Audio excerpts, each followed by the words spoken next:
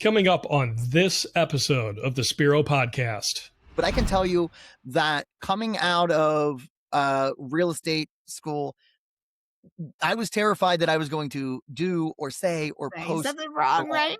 Yeah. And so whether they are a seasoned agent or someone brand new, newly licensed, this is something that is on everybody's mind. Any real estate agent is worried about staying compliant. They are worried about staying legal. Welcome to the Spiro Podcast, managing your real estate photography and videography business. With your hosts, Todd Kivimaki and Craig Magro. Hello, everybody. Shannon, your favorite Spiro employee here. Guess what? You got to deal with me this week on the podcast. How exciting. I sent the boys off in all sorts of directions. Summer in Canada. Craig is working away today. So your lovely host, Shannon, will be here today with a great guest who also works for Spiro. And we've got some great topics. Let me quickly, if this is your first time listening to us, what the heck is Spiro? Well, Spiro, in the easiest sentence, is the platform powered by the community to operate and run your real estate media business from booking to delivery and even contact with our CRM. So that's what it is. If you use it, great. If you don't use it, but you love the podcast, hey, we're happy you're here. So let me introduce my host. He's really a host. He's not a guest. He's like a co-host. And you're going to see probably more of me and probably Steve. Oh, that's him. Steve. Yeah. Steve, you're here. Yay. You're going to see both of us more and more with Craig and with Todd. Don't worry. Those guys are not going anywhere. But I think many of you might already know it's getting pretty busy out there. Right, Steve? It is. It's getting really busy. Yeah. So Craig's on a shoot. And then, like I said, Todd is in Canada. He is at the Northern Spruce Summit. If anybody remembers Alex that came to Spiro Sync, it is her seminar community summit that she's running. So Nick and Todd are up there today. So we'll hear from them later. But how are you doing, Steve? Are you excited to be on the podcast again? Again. Yeah. So the first time that I was on the podcast was before I was employed by Spiro. I'm excited. That was the best. I don't know if anybody knows this, but I really, truly, the moment we ended that podcast, I slacked and huddled with Todd and I said, so what do you think? Because that was Steve's job interview. And you didn't even know I said that. You didn't even know I was doing that. No, I did not. No, but I'm glad you did. I'm very glad you did. Yeah, sure. Very glad to be back on the podcast and excited to be part of the team. Yeah, great. Yeah. Well, we've got a fun topic for everybody today, don't we? This is a very interesting topic that I don't think we've ever done before. And as we know, when I get on the podcast, I tend to bring some of the real estate information, right, to share, because that's what we're here for. If we're licensed and we know what's going on, we should help our users, right, have some information. And just remember, as a little asterisk, your local market numbers are really what matters. So, all the local information is what every media company should be focusing on. It's good to know the national numbers, but definitely dive in, get to know some agents that are really good at stats and real estate, work with them, and really know the market in your area. So, but the topic today, everybody loves this topic, Steve, don't they? Yeah, for sure. We're going to talk about compliance, blah, blah, blah. I know that word that we all can't stand, but as real estate agents, it's very, very important that we are in compliance in a number of ways, right? It really is. And I will tell you this. So there's kind of like an ongoing joke, real estate school does not teach you how to be a real estate agent. It teaches you to pass the test and to stay legal. And, it's been 8 or 9 years since I've taken the test and I've been in real estate school, but I can tell you that coming out of real estate school, I was terrified that I was going to do or say or post something wrong, right? Yeah. And, so whether they are a seasoned agent or someone brand new, newly licensed, this is something that is on everybody's mind. Any real estate agent is worried about staying compliant. They are worried about staying legal. Yeah.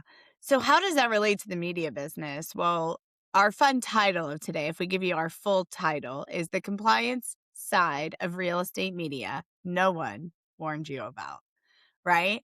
And that's because I think as media people, we're excited about the AI edits. We're excited about these new things we can do. They are the shiny objects that we're pushing out to grab business. And that's okay. I'm not saying that's bad. That's how you're attracting agents to use you. That is great. But with this new AI world comes a whole nother ball of compliance issues that agents and brokers have to deal with. And Yeah. so we thought we'd spend today segmenting some of this stuff out, telling you, kind of what really is compliance, what does it mean to the agent, all the way to how does this affect you and what could you do to help your business be more attractive in that direction of knowing that, hey, if I use Wow Media Tours, I know they're not intentionally putting me in a situation where I'm misrepresenting the property. Okay. So that's how we're going to break this down. Does that sound good, Steve? I love it. Yeah. Yeah, yeah. I mean, because the real estate jail thing that you're talking about is so on point, right? Our broker at our office in Dayton, I love her. I've had a very long-standing relationship with her. And she is like, I am here to keep you out of real estate jail. Don't do anything. If you are getting ready to do something and in your mind, you're like, I'm not sure, you need to call me. Yeah. Yeah. And that is, I'll tell you, that is a sign of a fantastic broker right there. Yeah. Yeah, and we want to ensure that as media companies, you guys understand. I know most of you understand that the agent's responsible, right? Like it is the agent using that media on the MLS and on social media and so forth. But as we continue to push to this AI, I think some of that is compliance will kind of end up falling on the media companies. Um, and so that's why we're gonna talk about this. So here we go. Are you ready? I know we talk about compliance a lot as an agent. I know we have listeners that are Dude, agents, so I know yeah, you guys get it. we do. And, Um, I'll just say so the former director of marketing for Keller Williams Advisors, a big part of my job was sitting across from real estate agents and going through marketing materials, and making sure that they were compliant. Now, I was not the end all be all in compliance, but I was kind of like their first stop, in mhm. a lot of ways. Yeah, So, yeah. yep. So I'm ready to open that can of worms. Let's do it. All right. So I really want to this is the first question I think we need to think about. Why does compliance matter? What is it that agents are already almost doing and dealing with? And with that, I really think we got to talk about old car. Yeah. Yeah. People are probably like, "What do you mean What do old you mean old car?" car? And we're gonna start talking about big old Chevy Impalas. No, that's That's not not no. So Steve, what is old car? so old car is a way to help us remember the key areas that we have to make sure we are adhering to. So I've got it written down Absolutely. here. Old car, obedience, loyalty, disclosure, confidentiality, accounting, reasonable care, and diligence. So reasonable Yeah. care and diligence is the Yeah, last thing. is in one. That's how they get Yes. that old car. Yeah. Yes, and, obedience, I always think that first one's kind of funny. It's like, I tell my clients, "Did you realize you're marrying me and these are our vows, Yeah. for our People are relationship," right? Like, it's really funny. But if you think about that, real estate media, okay, how does real estate media deal with old car? Well, we have to ensure reasonable care and diligence is being held in the editing process. You don't want a wall color to be pink and it's supposed to be, off white or yellow, right? Hues or things like that happen in editing, right? We're trying to get to that kind of true color edit. That's really important. But the biggest area really is the misrepresentation that comes into, and misrepresentation isn't one of those things, but it actually is in reasonable care and diligence. It's in disclosure. It's in obedience. It lives within those things, right, Steve? Yeah, it does. And I would say it even, lives in confidentiality to an extent, right? Because there Yes. are certain things that a homeowner may tell us that they view as confidential, and that we actually have to say, actually, that falls into disclosure, right? That's Like, that's right. uh, Yes. Yes. confidentiality meaning, hey, I'm not going to, tell them your financial situation, but you can't tell me that there's a crack in the foundation and expect me to keep that confidential. Right? That's That's correct. not In fact, it's illegal for us to do so, right. right? Yes. Right. Yes. Yeah. All right, great. And we're going to get into that misrepresentation. That's really kind of what this podcast will be about, right? So we'll get into that, but I just really want to kind of wrap up, why does compliance matter? Um, a media company's influence here in compliance could quickly put an agent on defense. And what I mean by that is WOW does, and I just know this because I worked at WOW. WOW does a pretty good job of telling the client, hey, you want to remove those power lines? Like, that's actually misrepresentation, but you are buying the photos and you are ultimately responsible. So that's fine if you want us to do that. But WOW takes the stance to let the agent know, right? They know the rules. And so they say, hey, agent, you kind of can't do that. So if you're putting it out there, you really need to be clear, or you need to show both photos or things like that, right? Like virtual staging. And I think the other thing is that just nobody realizes just even the smallest compliance issue can turn into a huge lawsuit, Yeah. right? Very much I so. mean, and a broker, people don't also realize when people sue an agent, who else are they suing, Steve? They're suing the brokerage. They're suing the brokerage. Yeah. Exactly. So a lot of brokers love to use media companies that are thinking about the compliance. Again, brokers ultimately know their agents are going to do what they do. Okay. Um, and I have said this since I started real estate in 2013, that I can't believe a brokerage can sit there, and I'm talking about like the leadership at a brokerage, right? Mhm. And not have anxiety every 10 seconds because they have 700 little businesses running around the town doing whatever they think is fit, because agents here in the United States are 1099 contractors, Right. right? So if Yeah. we got UK listeners, you guys are kind of pretty lucky with that because the agents are employees and they have to follow the broker rules. But here in the US, sometimes it's just wild, wild west everywhere. And we're throwing up content and, praying nothing happens. So that's why it's so important. And a broker really loves it when you help manage that. They do. Yeah, they very much do. And to kind of even go a step further with that, Shannon, a lot of people don't realize how hyper local MLS rules can be. We're going to So, get into that, right? right. Yes. Yeah. Yeah, because seriously, we really think about the compliance, it's all going to come down to the MLS and the boards. Yeah. That's where the rules come out of, right? There's no national compliance rules. Okay. So yeah, we're going to break that. So actually, that's a great segue because we're going to now talk about, okay, what's the main buckets of compliance? Okay. Like, what are the main areas that we're really extra cautious and we're ensuring? Okay. And so there's 4 of these, or we call them the 4 buckets of compliance. And the big one, everybody should really know, and especially if anybody's listening as an agent, they know it is fair housing, right? Absolutely. That means you can't use words like perfect for families, great for Mhm. young couples. It's a safe neighborhood. Can we ever talk about the neighborhood, Steve? Not even a little bit. Not even a little bit. Yeah. We could give resources. Yep. Yep. You We can can give show video highlights of a neighborhood and say, hey, this is XYZ neighborhood. Check out the facts, go visit it, check it out for yourself, right? Yeah, that we can't say those things. So that is definitely, and I don't know how much everybody out there knows this. Fair housing does call agents and act like buyers and sellers to test their resolve with fair housing rules, which I actually love. Okay.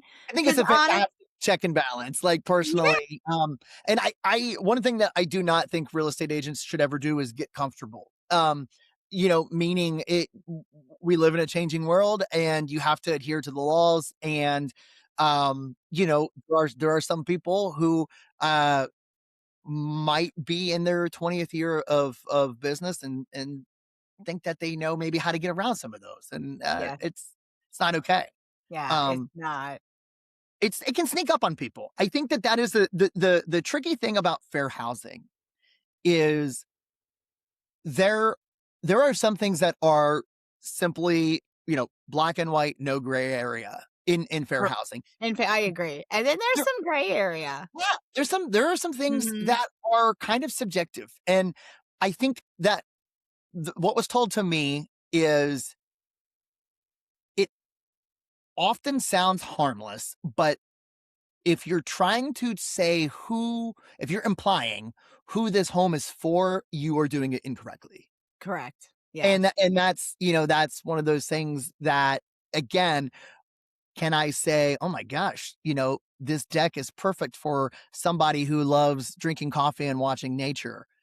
That has a lot more harmless, connotation to it than some other things. Exactly. But, we have to be careful about who we are implying the home is for. It can sound harmless, but it often will not be within the guidelines of fair housing.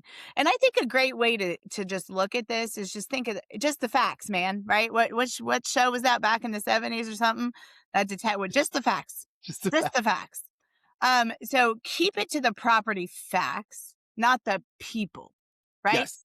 I think that's a beautiful way to sum it up. Keep it to the property facts, not the people. That is a very good way. Yeah. So the next bucket is really where we're gonna like the next couple. Really, this is what we're really talking about with media: misleading or false advertising. Yeah. Buyers should never feel tricked. And we hear this a lot when we're showing houses. Well, man, the photos really make this house look better. Sure, yeah. And that's honestly, that's okay. That's not the intention.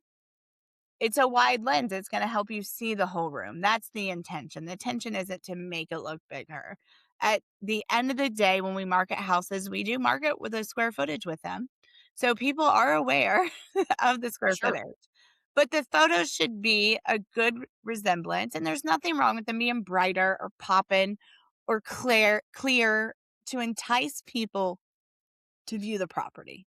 Mm-hmm. That is okay, right? I've had actually quite a few people ask me lately, well, if I use AI editing just to edit, do I have to declare that, right? And I think what we need to make sure that gets distinguished, as they probably create a bunch of new laws to deal with this, is an editing process to do a normal edit on a photo to clean up the normal things you would clean up, but not changing the property is going to be fine. So we just need to allow the separation to start to happen and the regulations there. But if we're over editing, Steve, if we're adding, and we've seen this, right? If we're adding a pool in the backyard, that can't even go on the MLS, guys. Like, that is for marketing purposes only. And an agent should be, as they market that, saying, this is what it would look like with a pool. The property does not currently have a pool, right? Correct. Yeah. I've seen this for years, and I know you have, power lines in photos. For sure. Should we be removing those power lines? Not unless you're disclosing it. Not unless you're showing them how, but I mean, the chances of you being able to move the power lines away ever is very, very slim, where, so I can't think of a situation where it would be okay to remove the power lines. Showing what it looks like with the pool is, hey, you can put a pool in the background. This is what it would look like. It doesn't have a pool, but this is what it would look like. And what situation could you say, hey, this is what it would look like if you convinced the city to reroute the power lines? Probably not going to happen, Probably right? not, right? Yes. Yeah. A couple other areas, and I know everybody's dealing with this. I mean, I think we even talked about one of these topics at Sync. Removing stains from the driveway. Oh, it seems so subtle, right? So subtle, so nice. But that is straight misrepresentation. You are removing a defect that is on that driveway that will be there when the buyer goes and looks at it. So again, we need to be careful. Now, if the agent is asking you and paying you to do this, again, all we're saying is you are aware of the compliance. You let that agent know, hey, this is a compliance issue. Just be careful. Let me know if you want both photos so that you can show, hey, if you clean up the driveway, this is what it can look like. Right. Right. So Right. those are these tricky. And then the easiest one, and I this is the one getting the most noise right now. Fire in the fireplaces. Yeah. Yeah. Right?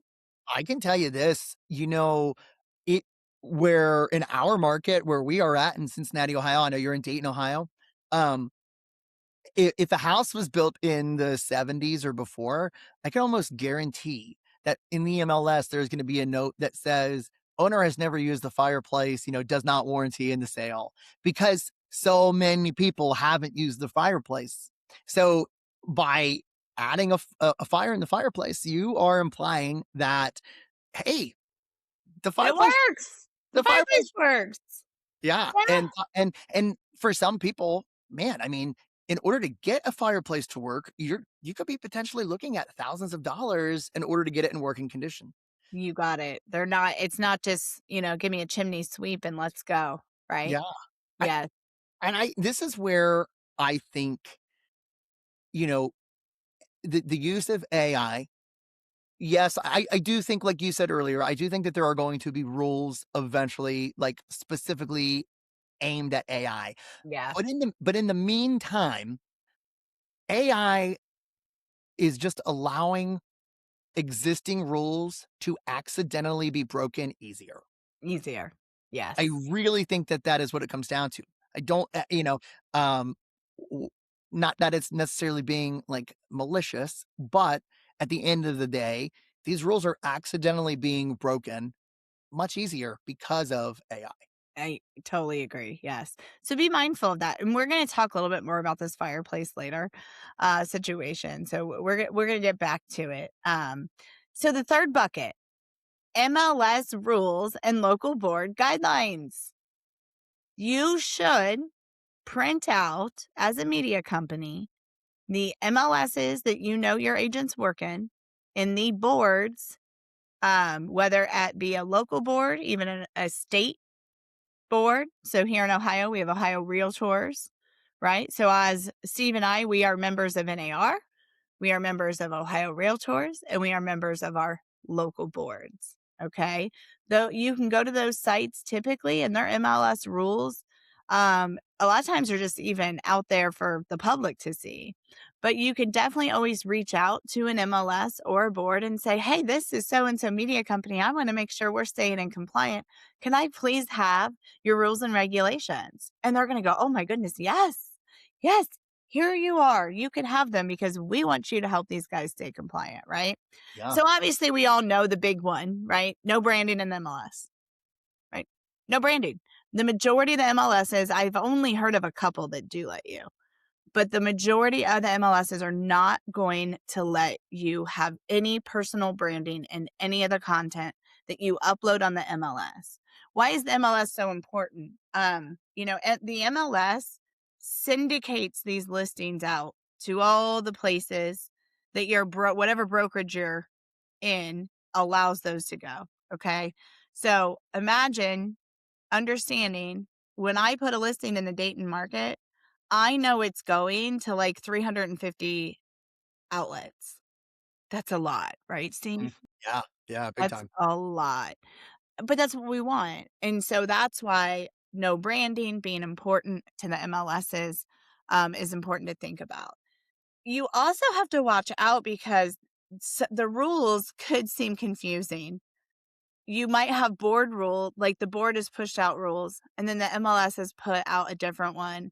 Now, I get lucky in Dayton that the Board of Realtors also operates the MLS out of it. Not every state's like that, Steve. There are some states where they have a bigger MLS for the whole state and then your local board. So just again, you got to call, you got to find out, make sure you know the rules. Knowing the rules is the most important thing. Yeah. And if you are somebody who is expanding into a new market, or if you are in an area that has like a tri-state where, so we get a lot of people who are Indiana, Kentucky, and Ohio, where Shannon and I are at. Yep. Guess what? I mean, you're crossing into 3 or 4 different MLSs easily, right? And all of them could potentially, just to put this in perspective, Cincinnati and Dayton is about an hour and 15 minutes away from each other, but Dayton's MLS has different rules than Cincinnati. Cincinnati's. I'm actually really appreciative of it. Cincinnati, some of their rules are just whoa, whoa, whoa, whoa. So we like being in Dayton, Ohio. Sure. It's not that we don't have rules, but it is not as I'm not getting notified of fines all the time for something I didn't realize I was supposed to be doing. Right. So, yeah, so it's very, very important. And honestly, like too, knowing your state, laws, every state has different laws for realtors. In fact, if I went to go get licensed in another state, I would have to take the law class. Those are required because law is different in all the states. So, all right, last quick bucket here. And this is one that our users know the most. So I don't think we have to share a ton here. But copyright and usage, make sure in your terms you have your copyright and usage very clear to the agents. There's a couple areas that these things really matter. And it's also just making sure that right footage is used. I know all of our media companies out there with 107s know that if an agent goes out there with a drone and tries to put that on marketing, that's a big no-no. Right? You got to have your 107 to be able to create content from the sky. Right? And then the other area is just like music. Right? Like, Steve, I'm going to let you talk about music because look at the drums and the keyboard behind you guys. Steve is composing music. If you guys watch the Momentum Monday, he composed that little 5-second intro and I love it. So why don't we talk about the music? Yeah. I mean, it really is. You have to have the rights. You have to have the rights to be able to use it. Yeah. And I'll tell you, there are people who might look at like things like platforms like TikTok and say, oh yeah, but how can I use that? Well, it's because that artist actually has a licensing deal with TikTok. Yes. So yeah. I saw somebody actually just from a brokerage the other day using a Sabrina Carpenter song to like, I can't remember the song. I'm not even going to try, but it was something along the line. They were using it to showcase a house. And like there was like a line in it about like, come on up to the second floor or something like that. Really, a really neat idea. It was on TikTok. They're using it on TikTok and it's being licensed through TikTok. So that is technically okay. Yeah. If they were to take that song and make that exact same clip and post it as an advertisement, now they owe money to Miss Sabrina Carpenter. That's right. Which That's right. More than likely they can't afford. So So thank the Lord for all these different music platforms that help provide copyright music, free music, or copyrighted music to media companies. I know many of our media companies have a lot of great different music sources that they go to. Same thing with our Merge Fleet and Spiro, right? We have that music. It's all, that it's safe to use. Safe, yeah. And for the most part, platforms like Canva and things like that will all have, you are given permission to use that music, you can get your publishing if you're using Canva, things like that. Yeah, absolutely. All right. One last little piece with usage. This is another area that I know media companies are very familiar with. When another agent is reusing the media without permission from the agent giving it to it or the media company, because the media company, when they delivers that listing to the agent, they're giving those rights to that agent, not somebody else that 6 months later is listing the house and they want to save a little bit of money and just reuse the photos. Yeah, you know what? And not only that, but here's something interesting. If I'm a buyer agent on a property and the listing agent has these beautiful photos, and I, as the buyer agent, want to use those photos on a postcard to say, hey, I helped my client find this beautiful home in whereverville. I technically need to reach out to that selling agent and ask them if it's okay to use their photos, technically. Right. That's Yeah. right. Yeah, absolutely. And that, and depending on the terms of the media company, this is an area that I urge you all to think about, make it clear in your terms, and just make sure agents understand that. These things happen. Sometimes we can catch them, sometimes we can't. But those are areas that you can actually say to the agent, hey, do you understand you're not in compliance?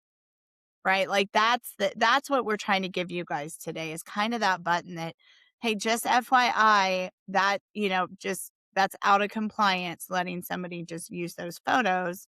We need to discuss how those, transition, or so any of the other things like with the fire and the fireplaces, just helping people understand. So, Yeah. all right. So, I mean, we're talking about all this stuff, and I'm sure everybody's like, okay, fine, but why does this matter? Because how do I get in trouble? I'm not going to get in trouble. And so why do I care? I actually think the future, the very short future of this is going to affect media companies as they start making rules and regulations. I'm going to predict right now. Okay. Big prediction, Steve. This is my Right. Yeah. big bet. I got no sports to watch right now, so I got to create something in my mind. I mean, I like baseball, and hey, the Reds. Oh my gosh. That was the best April we've had in like 25 years or something stupid. Like, I don't know, but it's amazing. So, okay. Back on topic here, I think.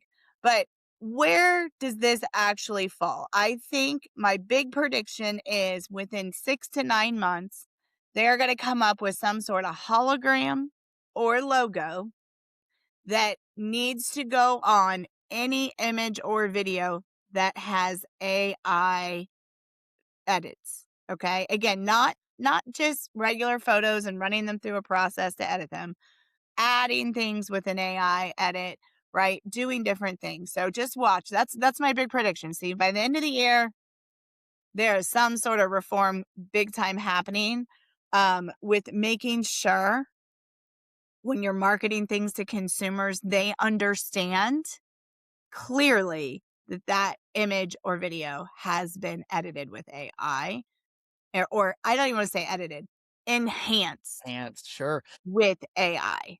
Yeah, I'll tell you, I will not bet against you in that because I'm right on board with you. I think that that is absolutely something that is going to happen. Um, you know, the interesting thing will be on what level is it going to appear? Is it going to be on the state level? Is it going to be on the individual board level or individual MLS level? But yeah, I think that it is only natural that that's going to be the next step. And Yeah. um, let's put ourselves in the consumer's shoes. I don't know how long it's been since like you guys have bought a house. It's been I was not a real estate agent when I bought the house I'm living in. I was going to real estate school, but I was not yet an agent. And as a consumer, I want that, honestly, right? Like, I want to be aware. I don't want to waste my time. If I'm buying a house and I'm going and taking time out of my day to go tour homes, I want to know what I'm walking into. I want to know if I'm being deceived, right? Another huge point to think about this, and why I think we're going to have some sort of logo or whatever, hologram or something that goes on this stuff. I really think about the consumers who are consuming this content. And I'm going to say this the nicest way I can. I think consumers are easily amused, easily trapped, and easily follow a lot of clickbait to think things are real and true. Okay.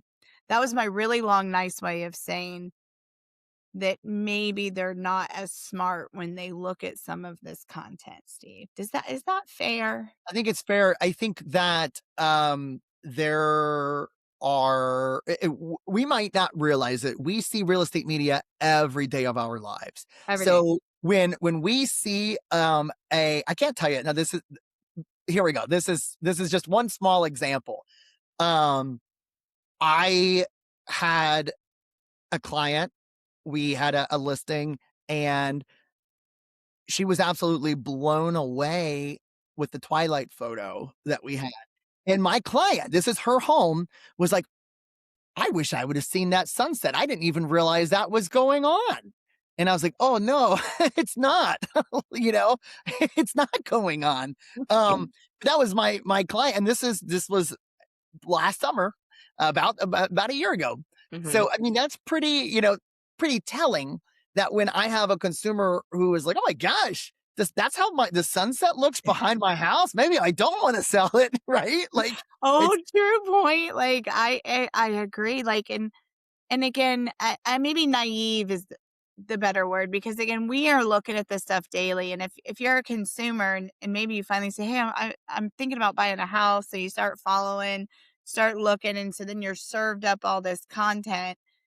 It's getting harder and harder for them to just decipher right away what is true and what is and I won't even say it's that agents are purposely putting false things out there or media. It's not that. You're trying to entice people to see or to watch, right? yeah. And so that's really what happens. But yeah, I think we just have to remember, why does this matter to media companies? Why does this matter to agents? And it's because we should always be thinking about how the consumers are digesting this content and what it's making them think to be true. Yeah. Okay. So, all right, we've got 2 more segments to hit and a wrap up. So in these 2 segments, we're going to move through pretty quick, guys. So hang in there with us. So how do medias get in trouble? Well, if you are giving them a template that has risky language, if you are giving them or helping them with job descriptions, wrong role.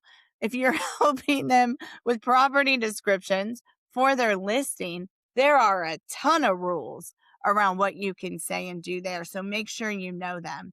Again, adding flair to the photos. There are quite a few companies I know that they say, oh, well, we put fire in every fireplace and a TV screen on every, TV.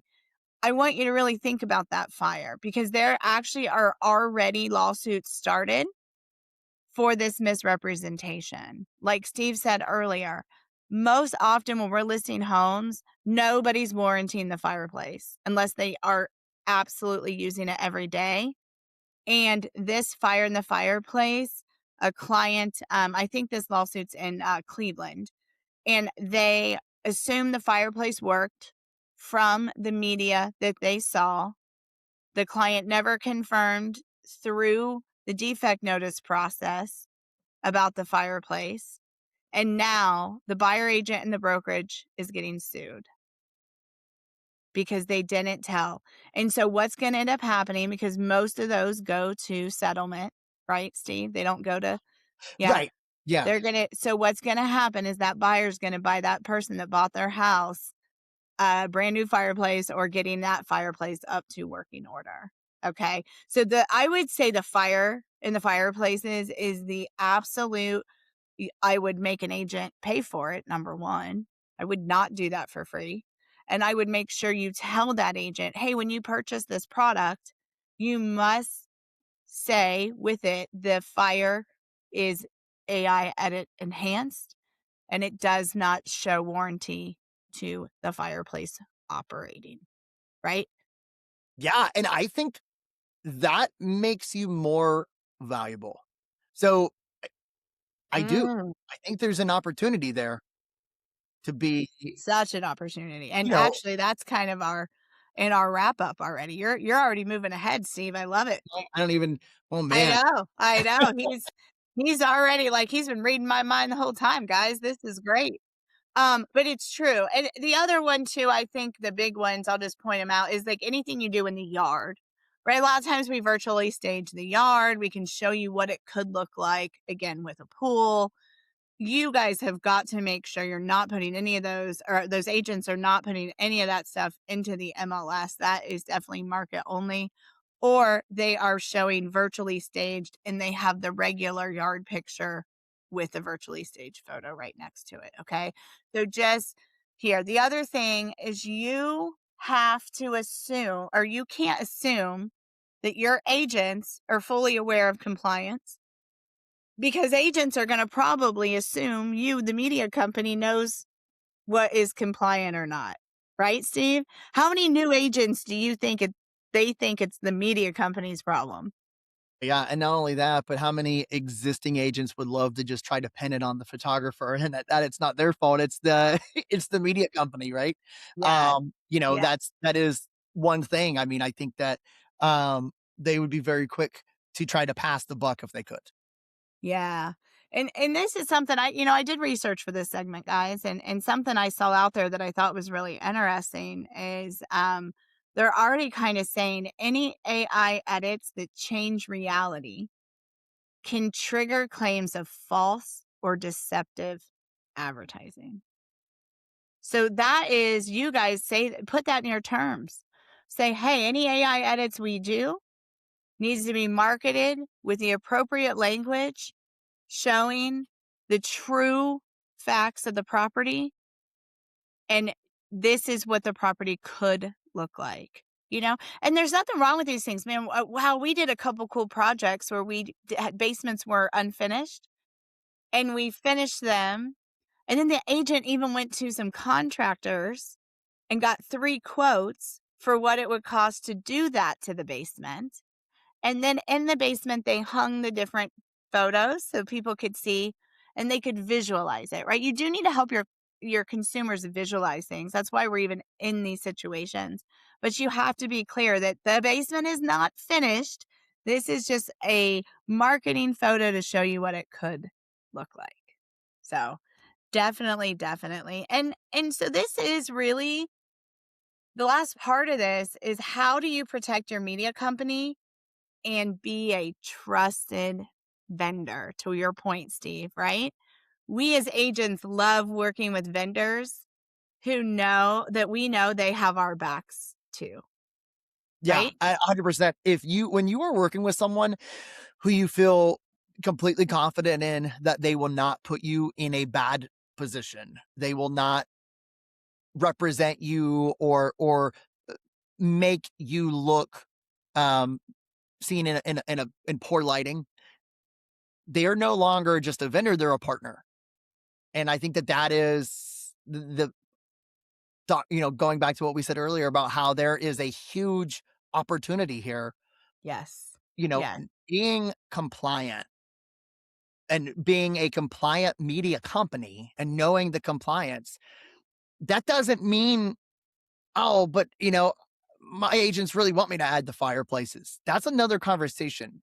But them knowing that you are aware of the compliance in their market, And that's that's the compliance aware. That yeah, if we wrap this whole whole podcast up, this episode with a couple words, guys, be compliant aware so that you can give the agents the information or the brokerage. And I actually promise that in your future, if you do this, brokerage deals shall happen because they want to work with and trust somebody that is keeping their agents' businesses in mind. yeah. Right? Right. Like we said earlier, the brokerage gets sued, not just the real estate Not agent. just the agent. That's And right. That's right. as a broker, you would be. I mean, it makes your job easier, right? If you know that you are surrounding yourself with people who are going to help your agents stay compliant. Absolutely. So let's wrap this up, okay? All right. We got a few points to wrap it up, but I love this. Great media sells homes. Compliant media protects the deal. Okay? Great. Hands down, that's how you need to be thinking about it. Great media is going to sell that home, but if it is not compliant and the disclosures are not there for that buyer, they have some legal action to take. All right. And unfortunately, I do think the litigious, and I don't even know if I say that word right, litigious part of our society, like everybody wants to sue somebody for something. People want this, like what they think is easy money, or, now you could have a very good right to sue somebody, but we definitely have a lot of lawyers working, right? We got a lot of lawyers that are just waiting in the wings for all this stuff. So definitely make sure you're in the know. California is actually probably the first state that's already working on this. They have a new law that requires disclosure of any digital altered image. They must provide the original unedited photos, and violations can escalate into licensing penalties or even misdemeanor exposure. Now, that's not you, the media company. That's what the agent is being exposed to. So these are the things that are important. So if you're in California, I would look at that law. I would ask questions about that law. I would ask questions of what unedited photos mean. Because I do think there's a gap there, right? There's a gap in people understanding processing of photos as an edit versus adding things to it or removing things from it. Right. Yeah, because I think that is when you were saying that, I was thinking, are they talking about editing as in putting a fire in the fireplace, adding something that is not there? Or are they Right. talking about editing as in like retouching, making, you know what I mean? Color Exactly. correction. Color correction. Yes. Well, and if you really think about it, we're shooting mainly in HDR, right? So we're shooting, and you have to put those brackets through a process. Yeah. Right. That they have to go to create the image. So I feel in my heart that is a very clean answer. And if you're in California, I think you guys, the media companies, need to group up and say, hey, wait a minute.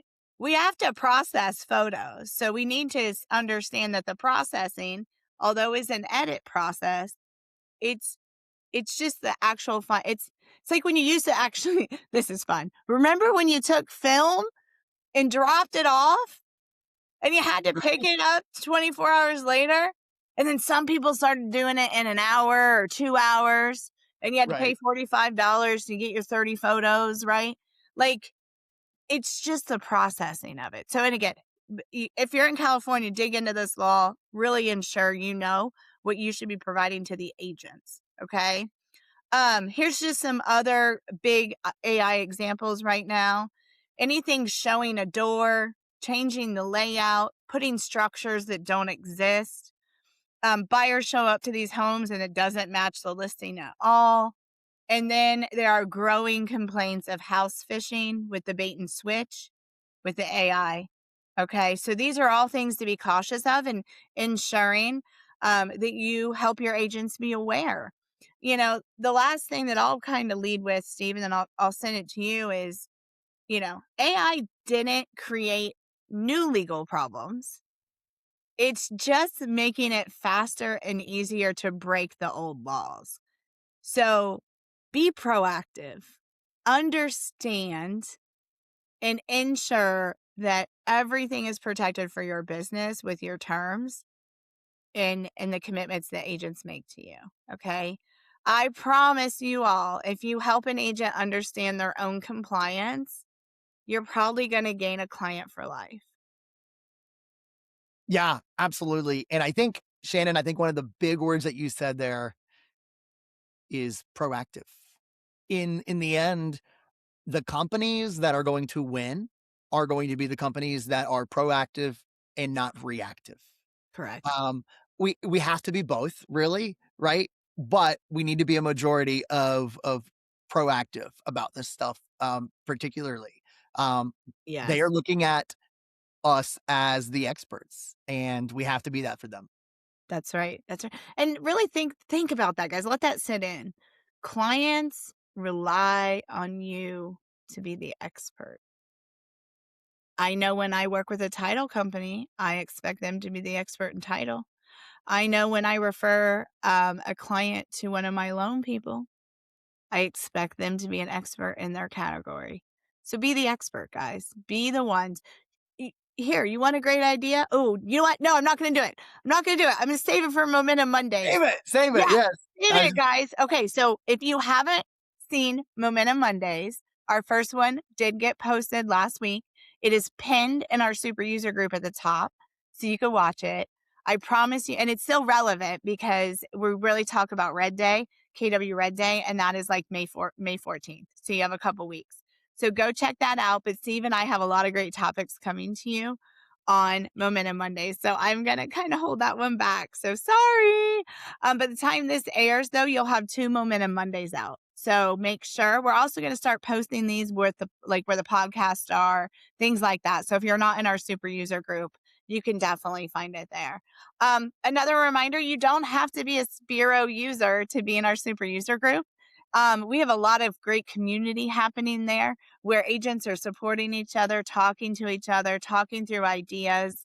It's not all just ask about Spiro. So if you're just in the business and you want that community and you need that community, please go to Facebook, look up Spiro Super User Group, join, and we'll get you in there. Okay. But I think that's kind of all I have then. I think, we don't updates, guys. There is something coming Tuesday. So, you'll already know it by the time you listen to this. But we do have some updates to the metrics section coming that I think are going to be very, very happy. And this will just be phase 1 too. There'll be more to come, Steve, with those metrics and reporting, but we're really trying to make those nice and clean and understandable with dates, completions, all that information. The best feature that's coming with this that I think people will love, Steve, is the ability to either include second appointments into your average order value or uninclude them. So you have a toggle now to where you can't. Yeah. So we're really trying to help make sure these metrics help our people run and operate and grow their businesses. I also want to say we had a record month at Spiro. So I just want to thank our users, thank our clients, thank everybody out there that tells other people to use Spiro. We truly appreciate you, and we are very excited for this year and all the things we're going to bring to you in Spiro. So that's all I have. Steve, do you have anything else? No, Shannon, it was awesome talking with you today. Yes, I love it. And you're going to see more of us, guys.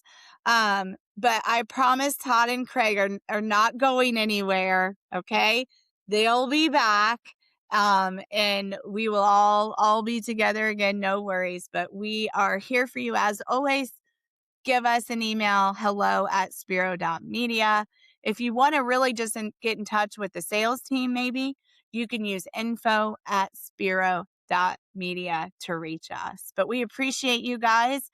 Have a great rest of your week. Be safe out there, and let's really enjoy the spring market.